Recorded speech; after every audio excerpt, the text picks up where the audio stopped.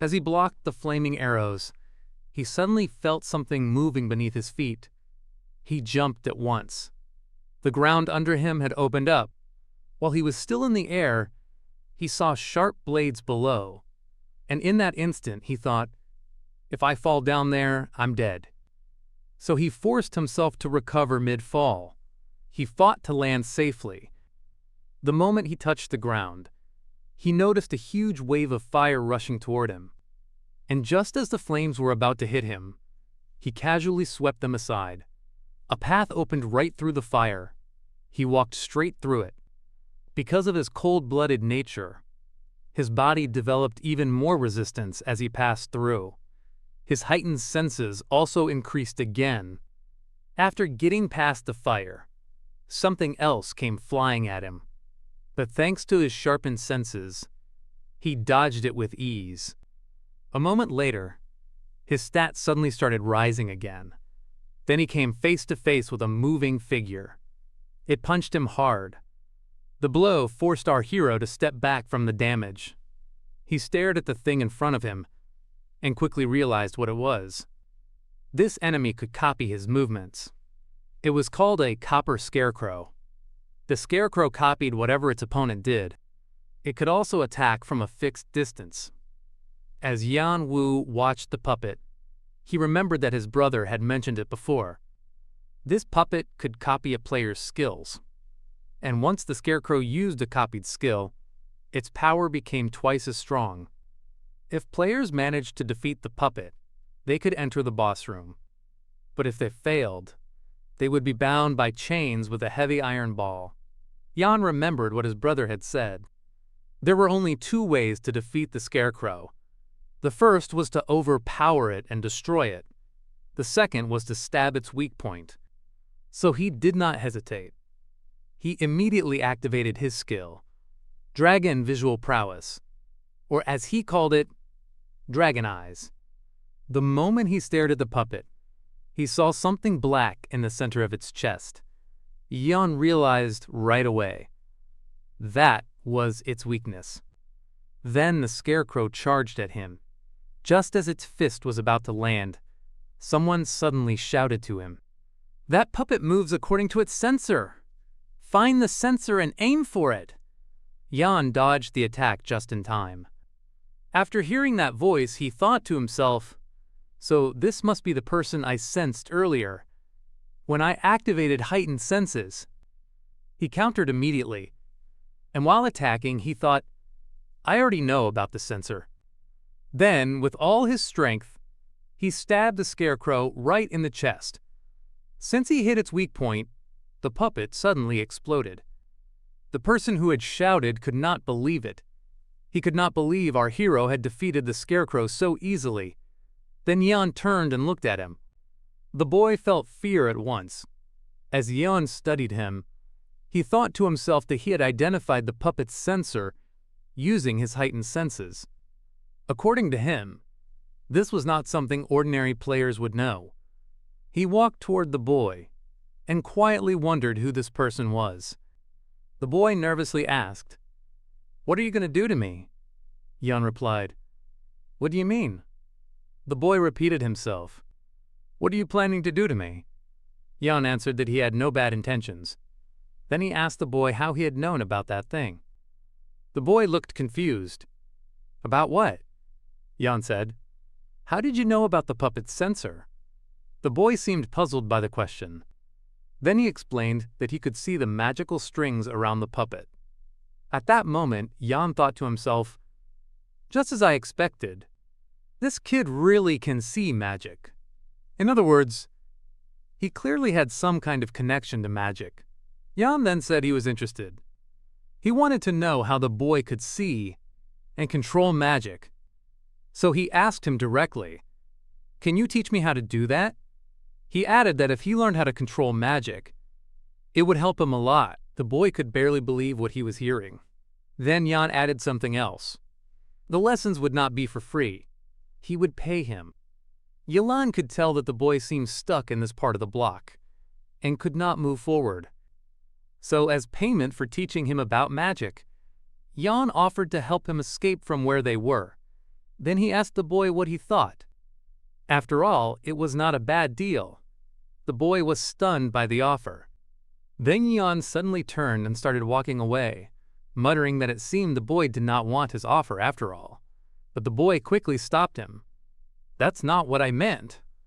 Then he asked Yan if he was serious about what he had offered. He added that he simply could not believe that Yan did not know how to control his own magic. Yan replied that he had no reason to lie.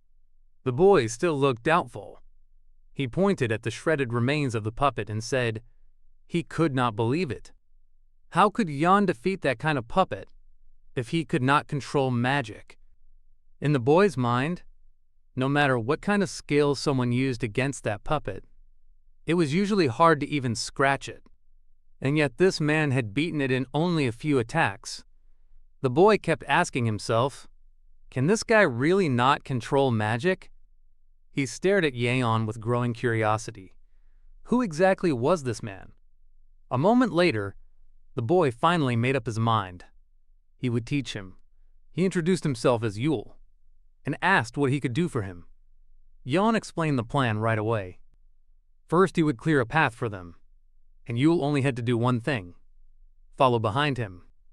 But then Yeon suddenly turned toward Yule and looked at him with the dragon eyes. He asked why the form he was showing looked different. Yule was surprised by the question. Yeon kept watching him and thought that Yule looked like a short 10-year-old child. Young, small, clearly still a kid. Then he asked him, "Are you really an ordinary human?" Yule just swallowed nervously. He gave no answer. Then Yeon warned him. He said Yule had better make sure to respect someone older than him. And just because Yule was a child, that did not mean Yeon would go easy on him. Yule's only answer was, "I understand." A little later, they ran into more puppets that copied movements. This time, Yeon defeated them easily. He already knew where the puppet's weak point was. After blowing one puppet apart, he immediately attacked the next one. He leaped toward it and aimed straight for its chest. Yule still could not believe what he was seeing. Then Yeon said they were getting close to Block B. He suggested that Yule could start talking about magic now, since they were almost there anyway. So they kept walking, and Yule began explaining what he knew about controlling magic. He said he did not know if Yeon had ever considered this before, but Yule could naturally see mana. Yeon then wondered out loud if that ability was simply in his blood. Yule replied that it was probably something like that. He explained that it was not very common in this world, but sometimes it happened in other worlds. Inside a person's genes, there were rare cases where those genes produced extraordinary abilities, even supernatural skills. When those genes were arranged in a certain way, those traits could be passed down from ancestors to future generations through blood. Then, at a special moment, a descendant could awaken that hidden ability. Once awakened, they would gain mastery over it. And later, that same power could be passed down again to the next generation. Yeon then asked him, "So are you one of those people?" Yule nodded. He said the ability he inherited allowed him to feel, see, and even taste magic. That was why he had such a strong connection to it. And that was also how he realized the puppet was linked to its sensor. After hearing that, Yeon began to wonder something. Was Yule's case similar to his twin brother's? Then he remembered the nature his brother possessed. It was called perfect adaptation. Because his brother's nature matched perfectly with everything around him, it would not be strange if that also applied to mana. Yeon thought about his brother's special trait with magic. Unlike most people on Earth, who struggled with things from that other world, his brother had no problem using mana at all. In fact, he had once recovered a very important item and controlled it as if he had used it his whole life. Yeon already knew that part from his brother's journal. His brother's companions had once said, They were shocked by what they saw. They could not believe their eyes. His twin brother had been chosen by the ancient dragon Kalatuz because of that special nature. Maybe that was why he could communicate with all kinds of beings. Maybe that was also why he could inherit a dragon skill, something ordinary humans could never do. Yule then explained that people connected to mana were divided into two categories. Those people were usually considered geniuses. But Yule said he did not belong to the genius category. Then he added that he could see mana as if it were a river. Magic flowed from little streams or pools that fed into that river. Jan asked, "What do you mean by pools?" But before Yule could explain, the system suddenly appeared in front of them. According to the system, Young-woo had successfully cleared Block A as a solo player. He received something that others would struggle to earn, an extra 500 karma. Jan read the system carefully. His total karma was now 800. His loss to stamina and mana from the battle had also fully recovered. Karma, after all, was one of the most important concepts in the tower. The administrator used karma as the basis of the game. It was given to players as a reward, and it also worked as money. With karma, a player could buy whatever they wanted. As Jan opened the door leading to Block B, he thought to himself that he was the kind of player who would gather as many points as possible in every way he could. He realized that he had only cleared Block A so far, and yet he had already collected a huge number of points. He was sure that if people heard about it, they would be amazed. Still, it was not enough for him, not even close. So he decided he needed to gather even more. Then he finally stepped into Block B. When he looked inside, he saw all kinds of strange players. Some were holding swords, some had knives, some had long hair, some had white hair, some were resting, some had fainted from their wounds, and one of them had even lost a leg. As Yan-woo looked around, the people there stared back at him in confusion, mostly because of the mask. And since the tutorial had already started a week ago, they were shocked to see another qualifier still arriving. One person suddenly asked if he had really cleared Block A all by himself. Then Jan turned to Yule and asked, "What are you doing? Why aren't you coming in?" Yule slowly stepped inside. His whole body was trembling. Then, with a shaking voice, he said that he had finally managed to clear Block A. But then, all of a sudden, Yule noticed a group of foolish-looking men staring at him. They looked like they could not believe what they were seeing. When Yule saw them, they could not even look him straight in the eye. But anger slowly formed on their faces. Jan then asked Yule, "Are they your companions?" Yule answered, "They used to be, but not anymore." Then he added that those men could not do anything to him now, so they simply kept walking. After that, Yule asked where they had stopped in their earlier explanation. Yeon answered that Yule had been talking about the mana stream. So they sat down for a while. As Yule explained mana streams, he admitted that this kind of information was usually hard to understand. Still, he managed to explain the concept of magic and mana to Yeon. Meanwhile, Yeon thought to himself that he still could not believe how much Yule knew about magic. Then Yeon told him that he now understood more about magic and how it could be controlled more easily. Yule scratched the back of his neck and admitted he was not really sure. Even for him, he had been able to control it naturally from the beginning. So it was hard for him to explain exactly how to do it. Jan told him that it was fine. If that was the case, then there was nothing more they could do about it. Then Jan stood up. He told Yule that after the tutorial, he hoped. Then he asked him, "Are you heading outside after this?" Yule answered, "Yes." And Jan replied, "Then this is where we part ways." The two said goodbye to each other. But a moment later, Yule suddenly saw someone approaching him. Yeon froze the instant he heard someone call Yule's name.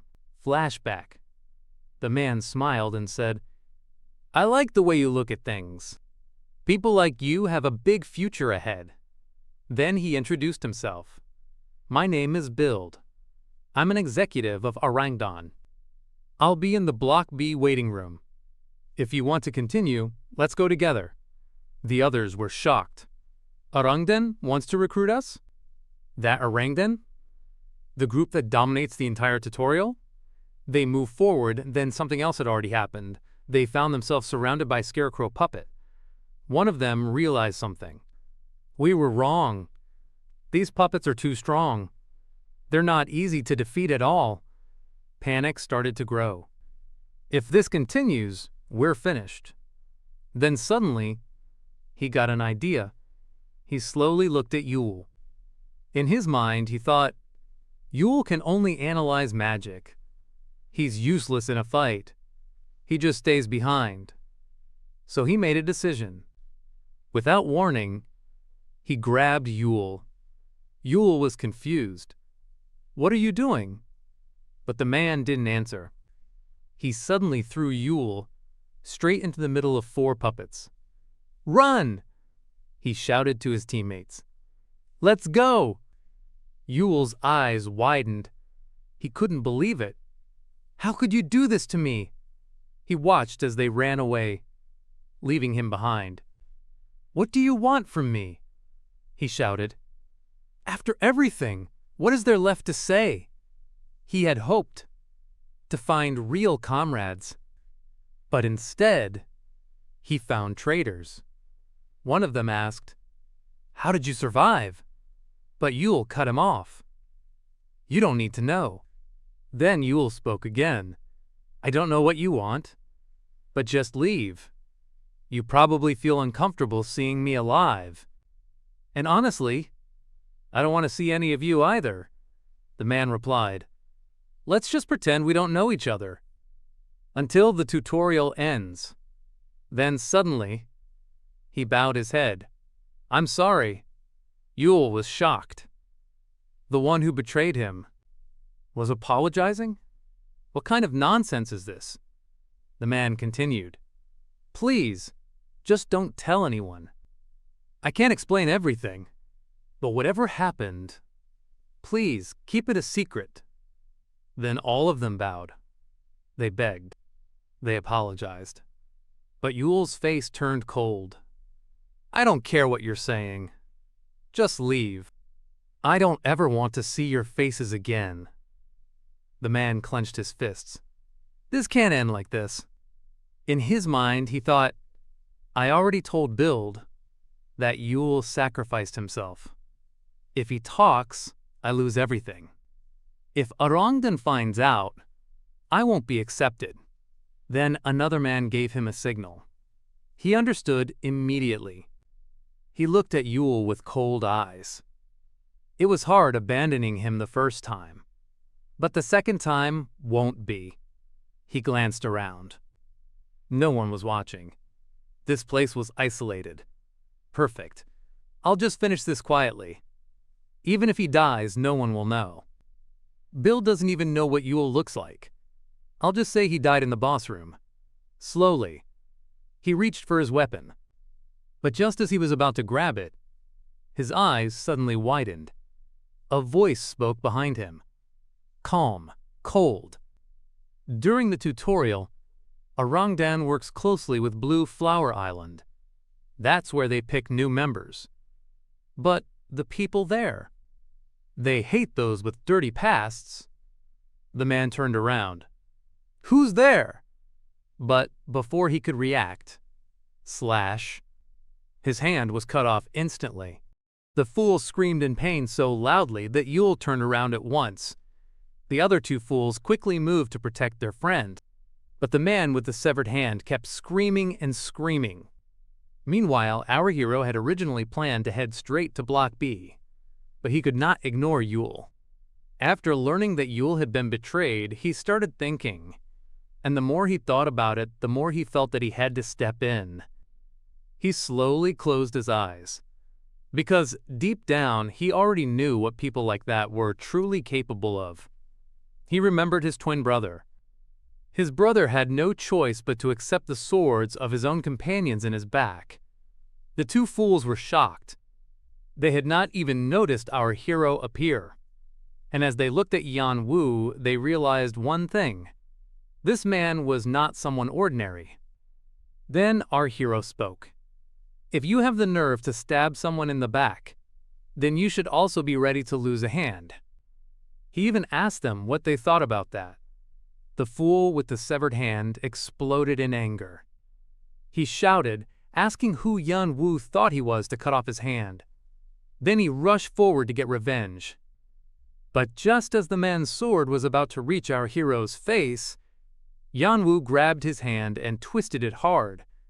Then he coldly said, "Go on, keep trying."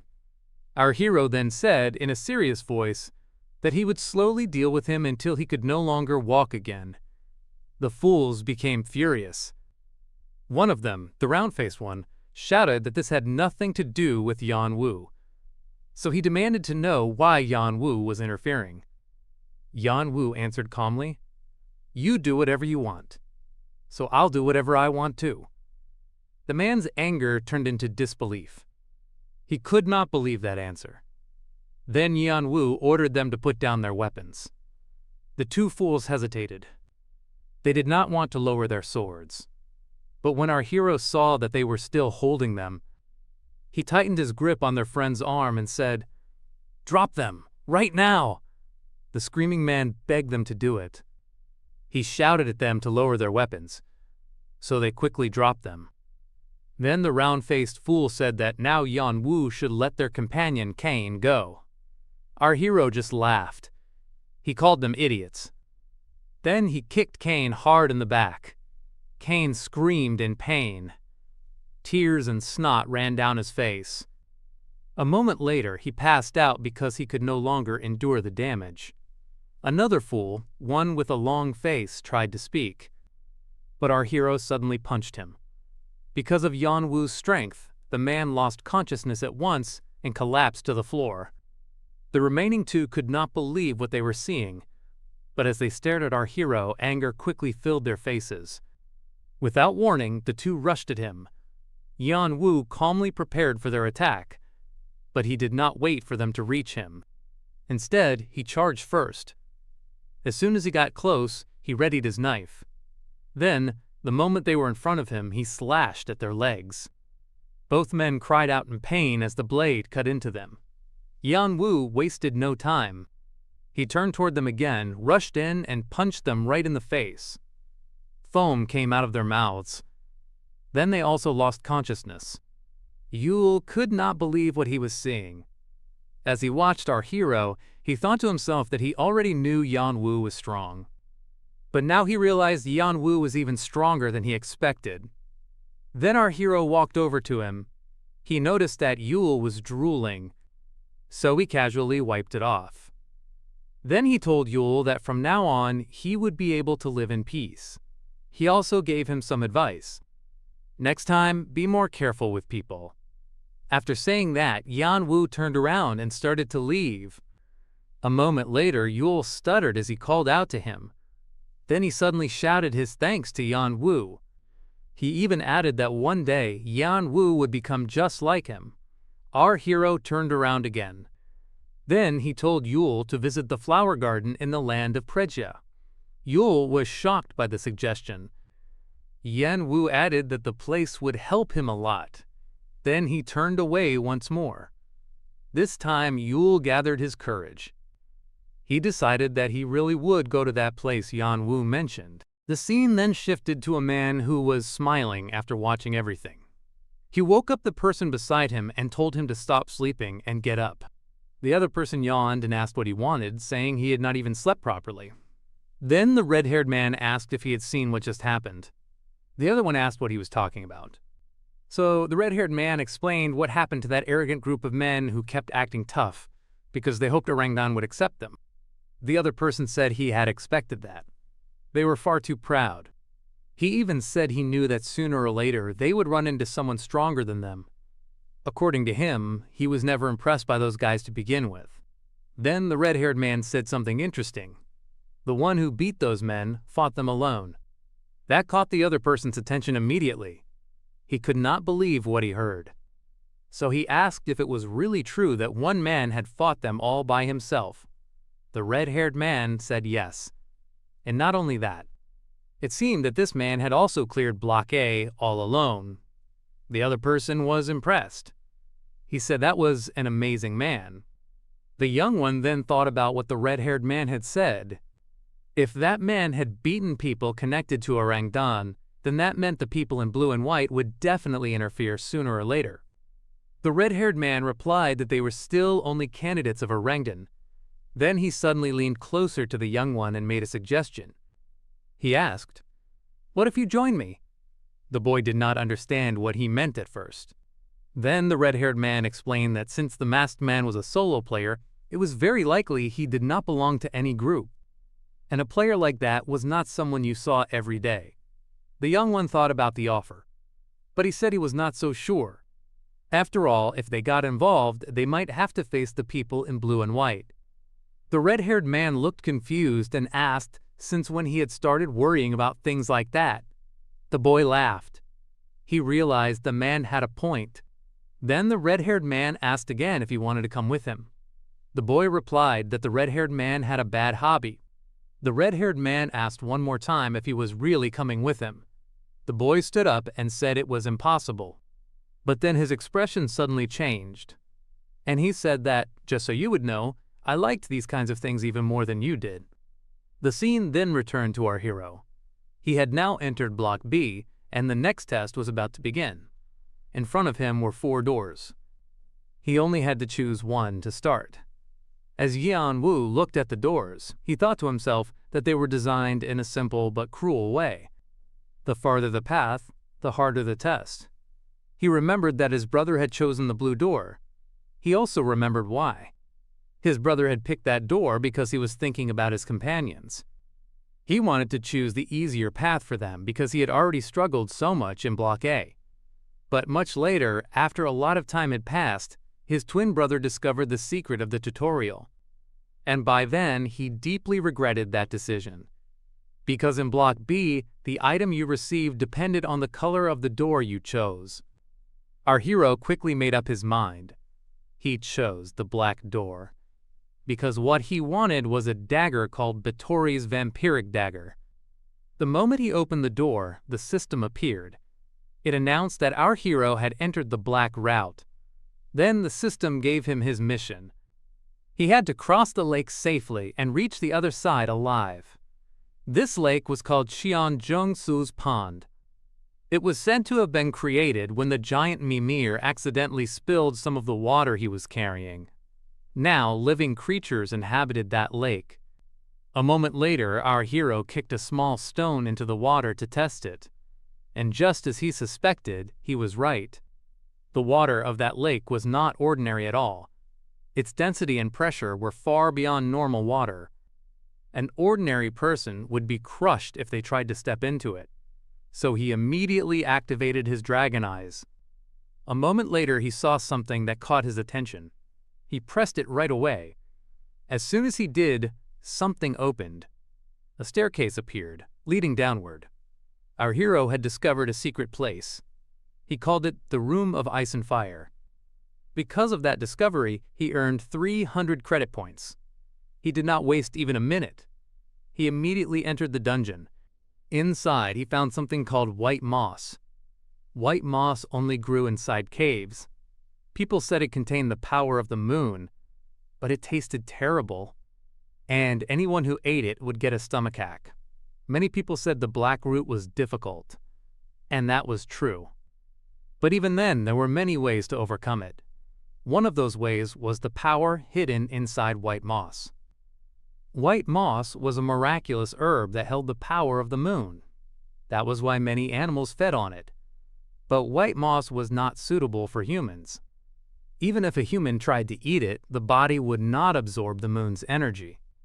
Worse, in some cases, the body rejected it completely and caused severe stomach pain. But then he remembered something. His brother had discovered that white moss could be eaten safely if it was mixed with certain ingredients. Creatures like insects, which treated white moss as their main food, evolved by using their own body heat. That allowed them to absorb the moon's energy. And that heat came from their hearts. It carried the attribute of fire. In other words, white moss had properties close to ice, or more exactly, the water attribute. So our hero realized something. If he combined the heart of an insect with white moss, it could strengthen his body and bones. As he was thinking, a giant insect was already circling behind him. Our hero thought to himself that the human body was weak. It got sick easily. It broke easily.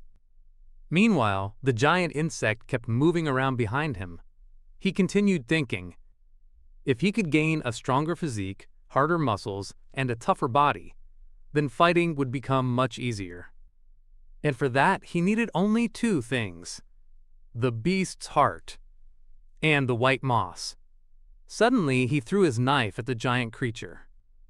The knife sank into its body. The giant insect was called a red centipede. This centipede treated white moss as its main food. Because it lived in a cave full of water, its eyes had become almost useless. Instead, its senses were far more developed. Sometimes, it even preferred meat over white moss. And this centipede was a fire-type monster. Then a hidden quest suddenly appeared: Frost and Fire. The system explained that in the Room of Frost and Fire, strange monsters lived by feeding on white moss. If these monsters ever left the dungeon, they could disrupt the ecosystem. So the system ordered him to kill as many of them as possible. His reward would depend on how many monsters he killed. At that very moment, the giant centipede charged at him. He dodged quickly and immediately countered with his knife. But this time, his knife could no longer pierce the monster properly. Its shell was too hard. Our hero realized that ordinary attacks were useless. Even when the blade entered, it did not go deep enough. He also thought it was a bad idea to take out his other knife right away. He had no way of knowing how much stamina the red centipede still had. And he had no idea how deep this dungeon really went. So he decided to end the fight as quickly as possible. He activated Dragon Eyes again and stared at the monster. Once more, he found the centipede's weakness. The creature crawled up toward the higher part of the cave. Our hero quickly formed a plan. He only needed to stab it at the right moment. Then, without warning, the monster let go from above and dropped down to attack him. The instant it came close, Yan Wu used that chance to climb onto its upper body. He aimed directly for its weak point. Then he struck. But he was startled. The monster had another shell inside. And too late, he noticed its tail swinging toward him. He could barely defend himself. The red centipede's tail struck him with terrifying force. He was sent flying and slammed into the wall. The system appeared at once. It said our hero had taken massive damage. Because of the severity of the injuries, he could not move again. Blood filled Yan Wu's mouth. Then the system announced even worse news. He had suffered internal injuries. The centipede's fluid had entered his body. Now he was poisoned. Yan Wu could only let out a long sigh. He had 4 broken bones, 2 spinal fractures, and a ruptured vein in his left thigh. But because of his nature, his body quickly developed resistance. According to the system, because our hero remained calm no matter the situation, it recognized that he possessed courage and willpower harder than steel. Then the giant centipede charged at him again. By now, Yan Wu had learned a lot from fighting it. A moment later, he blocked the attack. But the force was too much for him, so he decided to stop trying to overpower it. Instead, he observed carefully. Then he saw it. Between the joints of the giant centipede, there was no hard shell. He immediately stabbed that spot. Blood burst out. The wound would not stop bleeding because he had targeted the soft area near the creature's belly. The giant centipede quickly lost the strength to move. Finally, it collapsed. Our hero also lay down to rest. He stared at the monster and saw that it was still twitching.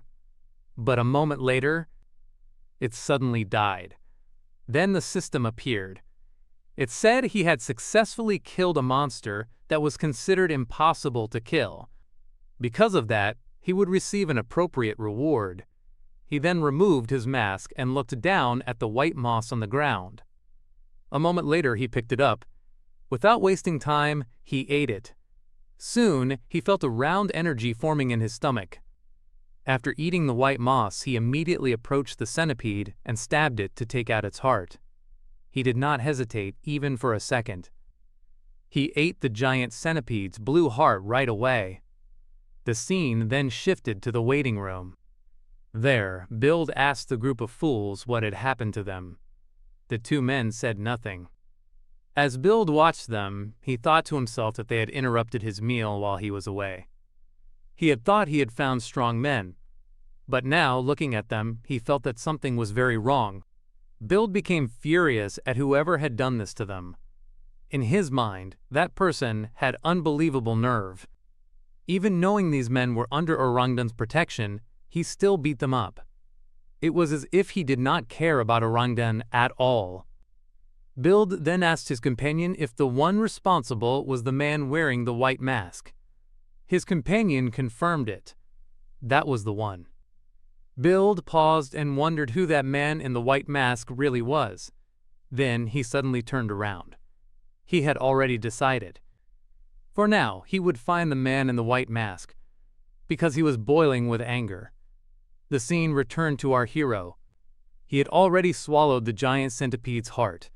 Inside his stomach, the white moss and the monster's heart were mixing together. As the digestion continued, his broken bones healed, and they became even stronger than before. His damaged muscles also became tougher. So far, he had killed only one monster. Still, our hero took a deep breath. He could feel himself growing stronger little by little. Then he opened his status screen. When he saw it, he realized that his strength had only increased by 1.5% from that quest. But the recovery of his exhaustion was proportional to the strengthening of his body. As he kept examining his stats, he was surprised. The stat increase from killing the giant centipede was actually bigger than the reward from defeating the boss in the room. But the real problem now was still his mana. And so he asked himself, was there really no way for him to raise his mana? Because no matter what he did, he was always lacking it.